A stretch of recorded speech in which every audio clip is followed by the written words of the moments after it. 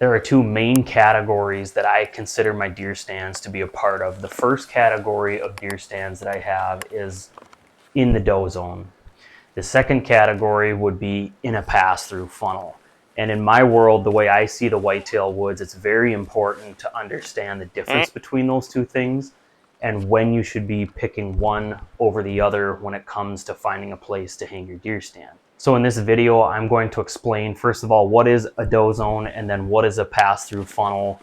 And then secondly, we'll talk about some examples on why I would choose one over the other. And there's a couple of really important driving factors behind which one I'm going to choose in a given area.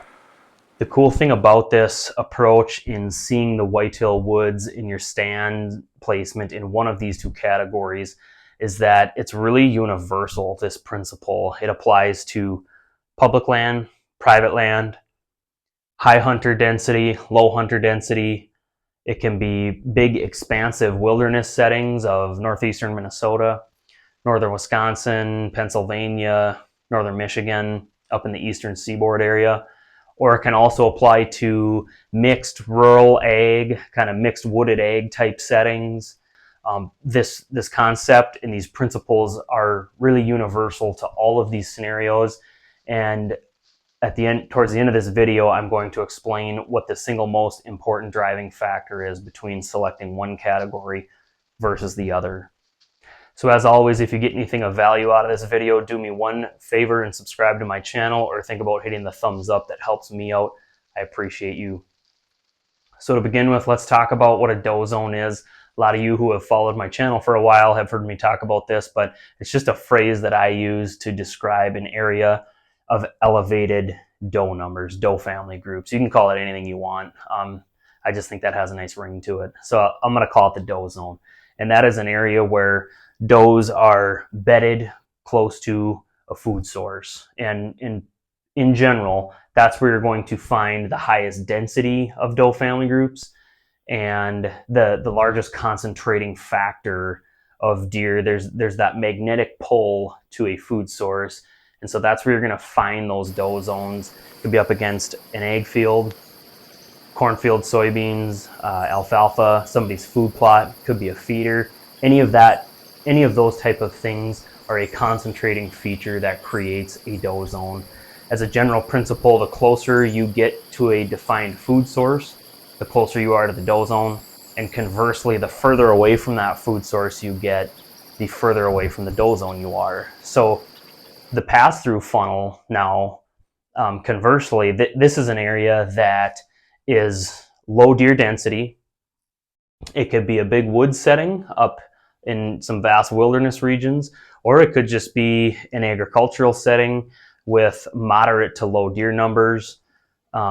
The further you get away from that food source and doe zone, you are now in more of that pass-through rut funnel realm, and I'll talk about some of the features that'll create those. One thing I should mention too is it's much easier to distinguish the difference between the doe zone deer stand approach and the rut funnel pass-through deer stand approach. It's easier to distinguish those two things in lower overall deer numbers. If you're in an area with really high deer densities, 100 deer per square mile, even 50, 60 deer per square mile and higher, it might be difficult to distinguish between these two areas because everywhere you go in the limited available cover, there's deer everywhere. So in that case, it tends to blur the lines between these two things. But for the purposes of this video, I'm going to be talking about moderate to low deer density type settings, low being 0 to 12 deer per square mile, and moderate deer densities being, let's say 15 to 25 deer per square mile.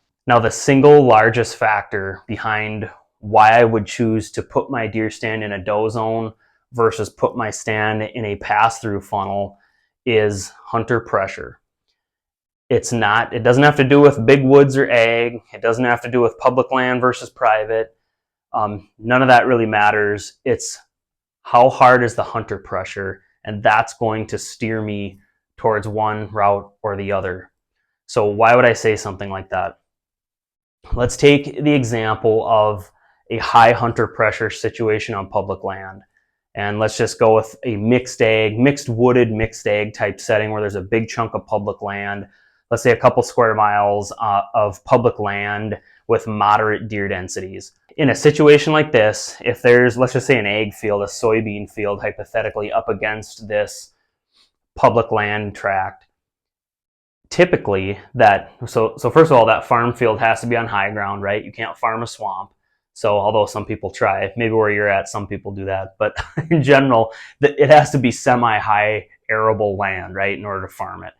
So this soybean field, people are driving by the highway all summer and they see a whole bunch of deer out there. They see some nice velvet bucks in the summertime out there feeding on the soybeans in the evening, and it gets human attention. And everyone knows there's public land up against it. Everybody's got Onyx now on their phones, and so there's really no more secrets in the woods anymore. And so the problem with that high hunter pressure scenario is, as you get closer to that food source, so for example, you're closer to the Doe-Zone, you're going to see a lot more deer stands, ground blinds, and human intrusion the closer into that Doe-Zone you get.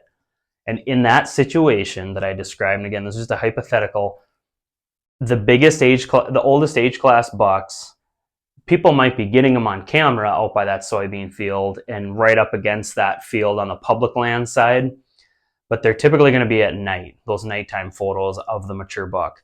In a case like that, with that high hunter pressure up against the Doe-Zone, I am going to opt for the pass-through funnel out in the edge of a swamp, out in the swamp. I just did a video recently on hunting swamp islands. That's a great example of what I would look for in that case. I'm going to get off the Doe-Zone and I'm going to find some kind of pass-through funnel that I can key in on, where I'm going to catch that big 4-year-old buck that everyone was seeing out on the highway all summer in velvet. I'm going to get a crack at him in daylight, or at least attempt to. I believe my best odds are going to be to encounter him away from the Doe-Zone, back in this big vast swamp complex, let's say, or maybe it's a vast clear cut on public land, and I'm going to look for some type of topographical or geographical feature that's going to funnel him by my stand. So a lot of you guys probably watched my video last week on swamp islands. That's a great way to do this.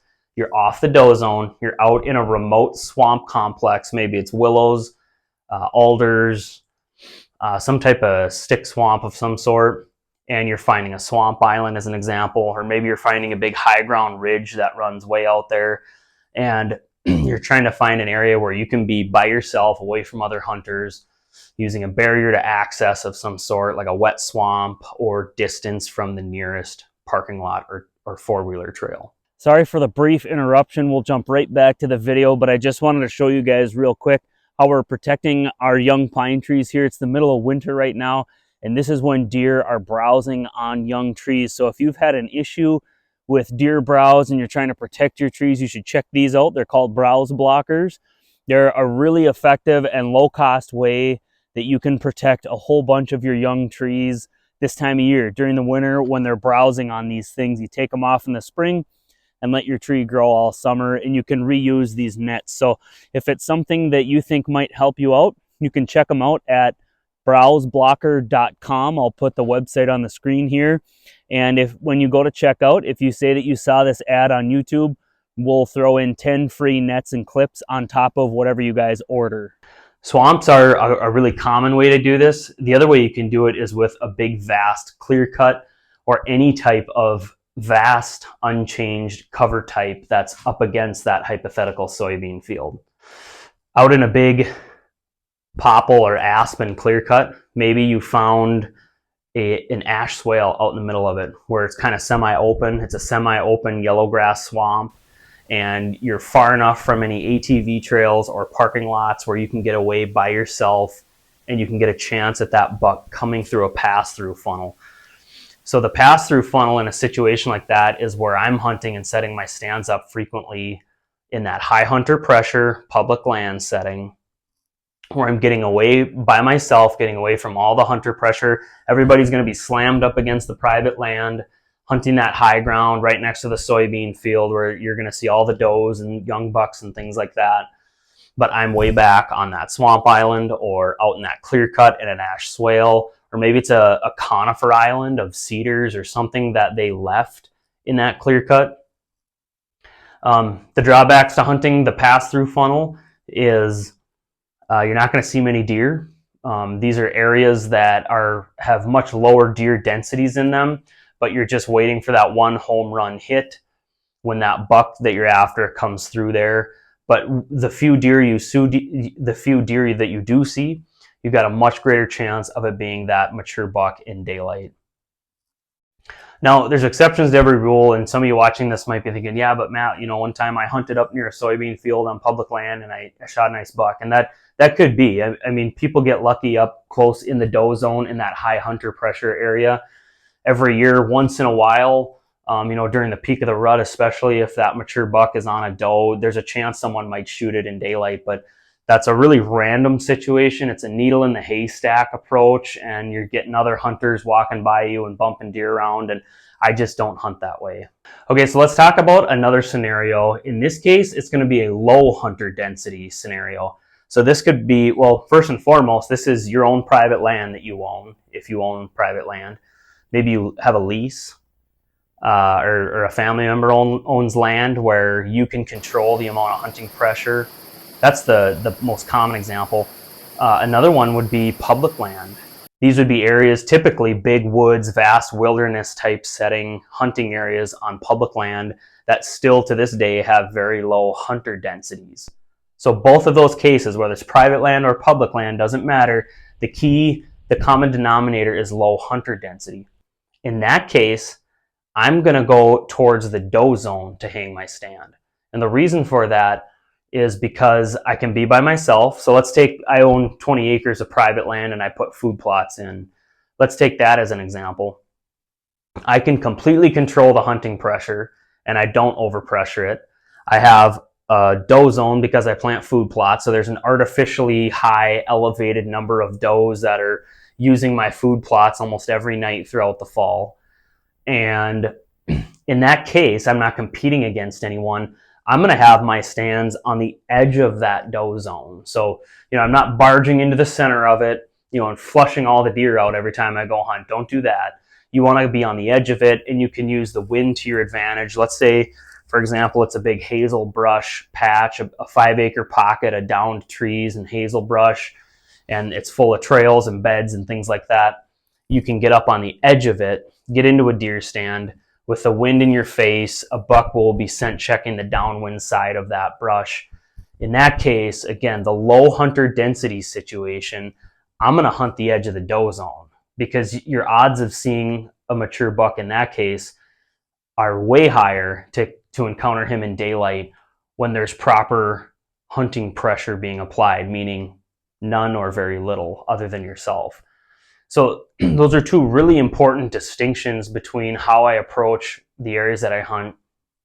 There's some areas up in the northeastern part of Minnesota, which sadly have very low deer numbers, but as a benefit, it has very low hunter numbers.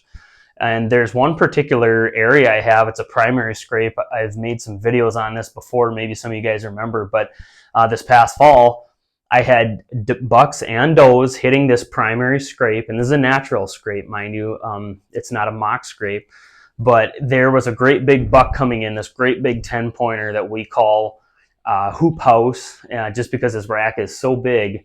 It reminded us of like the hoops on a little garden greenhouse, and so it was kind of a funny nickname we gave him. But he was coming in at night. He even stopped by during the day, and so in that case, where there was no or very little hunting pressure, I'm getting as close to the Doe-Zone as I can in northeastern Minnesota in the big woods wilderness setting. That's going to be your clear cuts where there's a concentration of food. Maybe it's an old hay field somewhere, whether you're in northern Wisconsin, northern Michigan, Pennsylvania, any of these states. If it's low hunter pressure, on private land, it's probably a food plot. On public land, it's probably going to be a clear cut or some private land, ag field, or food plot adjacent to the public land. And so going back to that area in northeastern Minnesota, this fall, that's where I was putting my seat time in, trying to kill that buck by that primary scrape. I went right into the center of the Doe-Zone. I wasn't trying to get back on some remote rut funnel. when there's low hunter density. That doesn't make any sense. When there's low hunter density, you can get as up and close and personal with these deer as you want, as long as you're not flushing them out of a bedding area or clearing them off a food plot. You want to be close to where those does are at.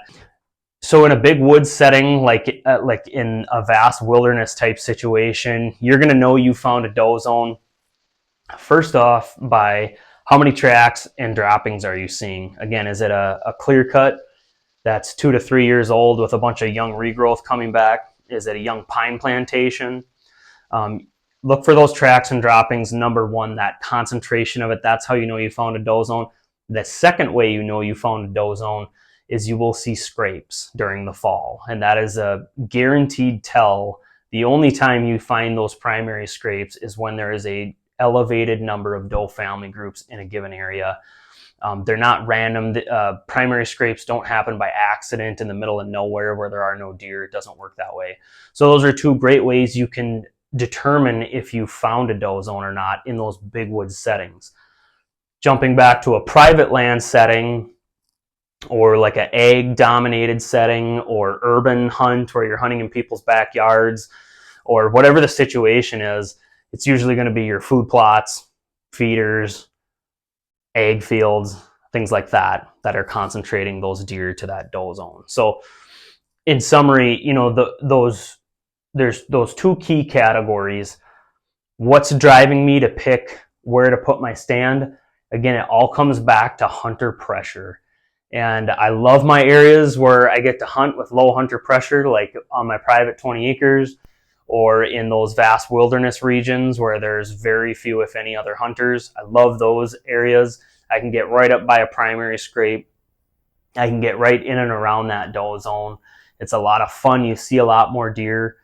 But jumping over to the situations that I hunt, a lot of my bow hunting areas, I'm hunting in extremely high hunter pressure situations here in Minnesota. And in that case, I'm not bumping elbows with the crowds up on the high ground ridges, up by the private land food plots and ag fields.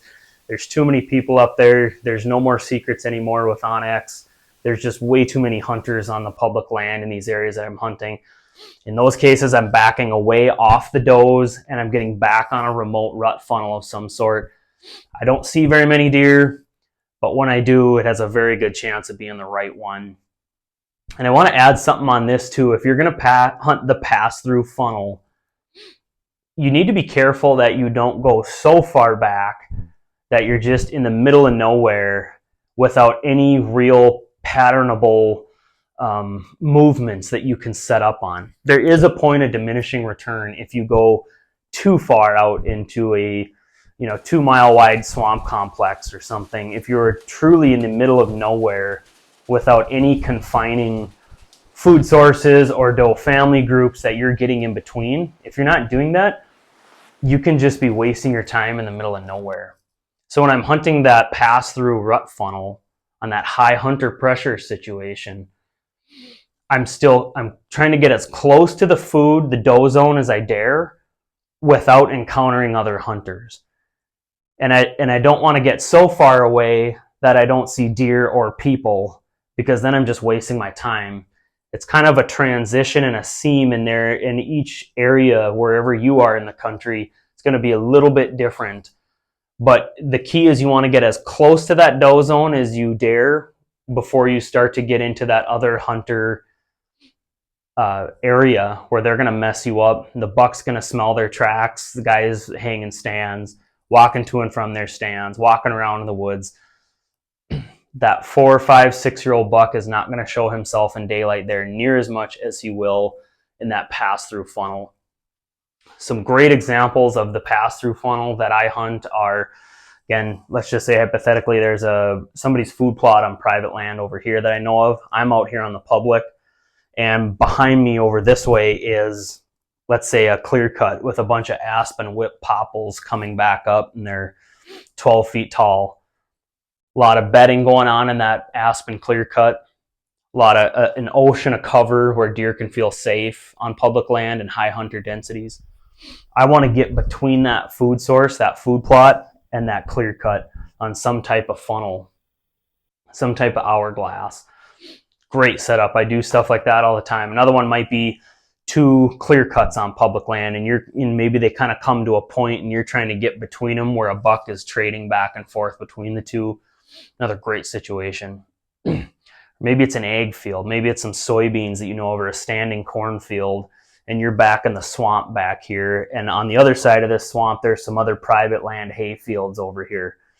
You want to be close enough to these doe zones that there's a definable and patternable movement of bucks trading back and forth between the doe family groups, but they're not so far apart that you're just in the middle of nowhere playing the needle in a haystack game. If you do want to work with me one-on-one on any of this stuff where you hunt, look at aerial photos of your private land or public land areas, you can drop me an email. I'll put my email in the description of this video, and we can talk about what that would look like. Otherwise, hope you guys enjoyed the video. Appreciate you watching.